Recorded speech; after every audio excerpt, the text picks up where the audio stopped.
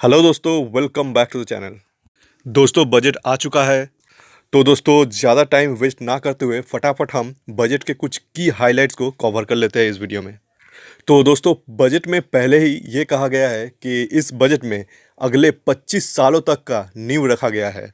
मतलब आप कह सकते हैं कि बजट को इस हिसाब से सेट किया गया है कि हमारे देश के इकोनॉमी को अगले 25 वर्ष तक मजबूती का बेस दिया जा सके।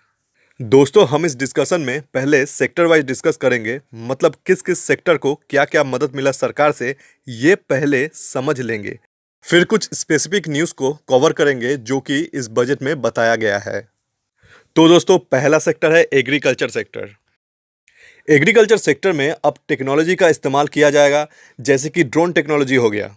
अब ड्रोन के मदद से भूमि देखभाल करना, मतलब खेत की देखभाल करना, उसमें फसल का मूल्यांकन करना, फिर कीटनाशक छिड़कना, ये सब किया जाएगा ड्रोन के मदद से। और दोस्तों, एग्रीकल्चर से जुड़ा इक्विपमेंट्स और कंपोनेंट वगैरह सस्ता किया जाएगा, बताया जा रहा है इस साल के बजट में। फिर राज्य सरकार को कहा गया है कि वो अपने सिलेबस में फार्मिंग कोर्स को ऐड करे।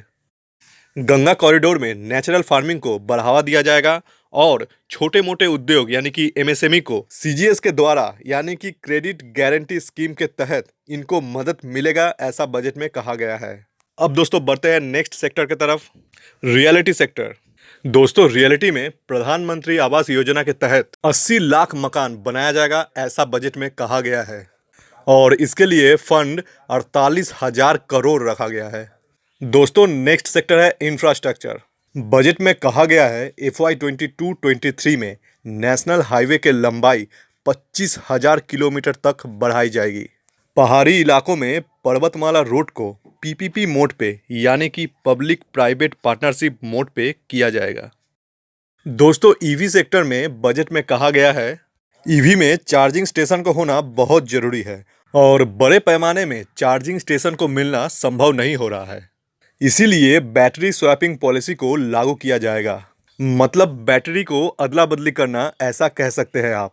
दोस्तों, बजट में डिफेंस सेक्टर को लेकर कहा गया है आत्मनिर्भर भारत पे ज्यादा जोर दिया जाएगा। जितना भी डिफेंस इक्विपमेंट खरीदने का बजट होगा उसमें से 68% घरेलू मार्केट से ही खरीदा जाएगा। दोस्तों, अगर ज्वेलरी सेक्टर की बात किया जाए तो उसमें बजट में कहा गया है ये जो कस्टम ड्यूटी होती है, तो इस कस्टम ड्यूटी को घटाकर अब 5% कर दिया गया है। और ये जो डुप्लीकेट गहने हैं इन पे 400 रुपया प्रति केजी कस्टम ड्यूटी बरकरार रहेगा। और दोस्तों, अगले 3 सालों में 400 वंदे भारत ट्रेन तैयार किया जाएगा, ऐसा बजट में कहा गया है। दोस्तों, अब कवर कर लेते हैं कुछ स्पेसिफिक न्यूज़ को जो कि इस बजट में बताया गया है। दोस्तों, इलेक्ट्रॉनिक सामान में टैक्स के छूट मिलेगी, तो इलेक्ट्रॉनिक सामान सस्ता हो सकता है। दोस्तों, बजट में ये भी कहा गया है कि 60 लाख युवाओं को नौकरी दी जाएगी। इस साल बजट में ये भी घोषणा किया गया है कि नॉर्थ ईस्ट के विकास के लिए सरकार बहुत सारे योजना लॉन्च करेगी ताकि वहाँ के जनजीवन को सुधार मिल सके। दोस्तों, और एक खबर निकल के आया है इस साल मतलब FY 22-23 में ई पासपोर्ट जारी किया जाएगा ताकि पब्लिक का काम आसान हो सके। टेलीकॉम कंपनियों के लिए बजट में ये कहा गया है 5G सर्विस को लेकर सरकार स्कीम लाएगी जिससे गांव मोहल्ले घर घर इंटरनेट की सुविधा पहुंच सके। और कहा जा रहा है कि इसी वर्ष 5G सर्विस को शुरू कर दिया जाएगा। दोस्तों, और एक इम्पॉर्टेंट बात कहा गया है बजट में सेमीकंडक्टर, ड्रोन टेक्नोलॉजी, AI मतलब आर्टिफिशियल इंटेलिजेंस, इन सब को बढ़ावा दिया जाएगा। सरकार को इनमें बहुत ही ज़्यादा ग्रोथ दिख रहा है। डिजिटल करेंसी को लेकर भी बजट में बात किया गया है। इसी वर्ष डिजिटल करेंसी को लाने का विचार रखा गया है इस बार के बजट में।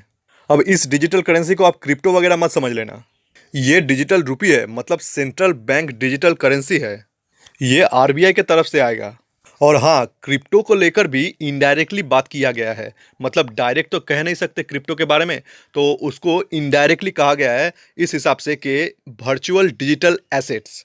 तो इस एसेट से जो भी इनकम जनरेट होगी उसमें से 30% टैक्स कटेगा और इस एसेट को ट्रांसफ़र करने पर 1% TDS कटेगा।